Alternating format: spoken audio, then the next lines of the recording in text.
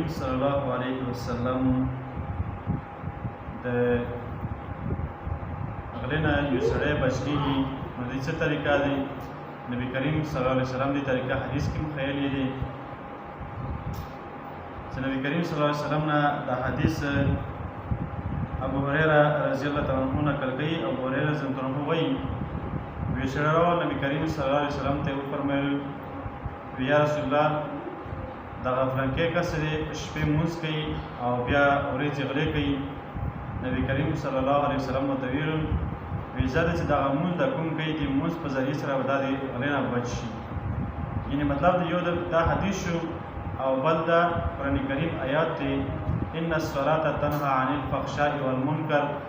چې کله د مونږ تاسو لمونځ په شانتې وي نو موږ تاسو بیا د غلې نه همدارنګې چغلخوري نه زنا نه وغیره څومره ګناهونه دي غلو نه دا ټول منع کوي مونږ خو د هرې کې چې کله موږ تاسو لمونځ صحیح برابر وي لمونځ کې خشوع او خضوع او توجه چې منځه کې وي نو بیا د هرې موږ تاسو لمونځ برابرېږي او موږ تاسو غلې نه څه دی بیا محفوظ کېږو په دې سره به همدارنګې چې کله موږ تاسو لمونځ خراب کړو بیا هر قسم ګناه کې مبتلا کېدلی شو.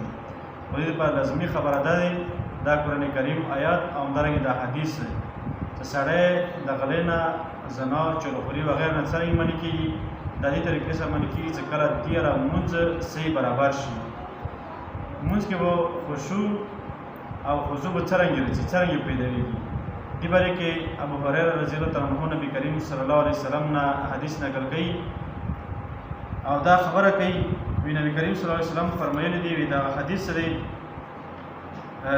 صحیح الجامع کې شته جلد 1 صفحه نمبر 394 باندې دی. وی نبی کریم صلی الله علیه وسلم چې کله یو کس تاسو نه لمونځ کوي نو دغه لمونځ دی داسې لکه دا د خپل رب سره جرګې کول نو چې کله تاسو لمونځ کوو نو تاسو دی چې زه رب سره د کومې خبرې باندې کې جرګه کوم یعنې دغه سوچ او فکر کول پکار وي چې دغه زه رب سره کومې خبرې کوم دا خیال او فکر پکار وي. او دویم ادب دیگه دا ښایي چې تلاوت باندې کې چې کله یو جماعت کې یا مدرسې وغیره کوم ځای کې چې ډېر کسان چې تلاوت کوي نو چا ورسره به نه وي بلکې د یو بل لحاظ ساتي چې چا تکلیف نه رسېږي. نو دا حدیث کې د حدیث بیا په فایدې او تشریح کې مفسرین ذکر کوي محدثین ویره دې منځ کې به سړی را خشوع او خضوع په څرنګه طریقې سره پیداوي. د حدیث مقصد څه دی نو نبي کریم صلی الله علیه وسلم دا حدیث بیان کړی دی او د تشریح محدثین ذکر کوي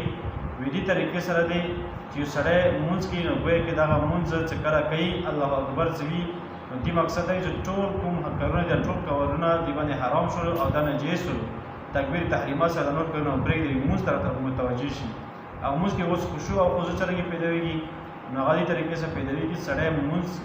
د الفاظو ته سوچ او فکر کوي د الفاظو معنی زده کړي او بیا چې کله لمونځ کوي نو لمونځ کې بیا د الفاظو معنی ته سوچ کوي او دې کې سوچ کوي نو دې سره به دې را خشوع او خضوع چې دا لمونځ کې پیدا کېږي او دې سره به دې لمونځ برابرېږي. او بل علماو دا لیکلي دي وی یاره یو سړی که لمونځ اذان وشي نو اذانه سره په ټایم جومات ته راتلل او اودس کول اودسه کې مسواک استعمالول بیا تحیت المسجد کول او همدارنګې سنت غیر مؤکده کوم منځ نه مخکې لکه مثال مازدیګر منځ نه مخکې دي څلور رکعته دغه سړی په ټایم راشي او دا وکړي نو دې کې حدیث کې راځي الله تعالی نبی کریم صلی الله علیه وسلم دعا کړې او خلکو لپاره چې هغه څوک مازدیګر منځ نه مخکې څلور رکعته نفل یعنې کوم سنت غیر مؤکده دي هغه وکړي نو دې باندې الله تعالی د رحم وکړي. بیا دا کارونه سره لمونځ کې خشوع او خضوع او توجه برابرېږي. چې کله لمونځ کې خشوع خضوع او توجه برابره شوله نو ظاهر خبره چې قرآن کریم آیات مطابق د موږ تاسو لمونځونه برابر شي چې ان الصلاة تنهى عن الفحشاء والمنکر نو بیا موږ تاسو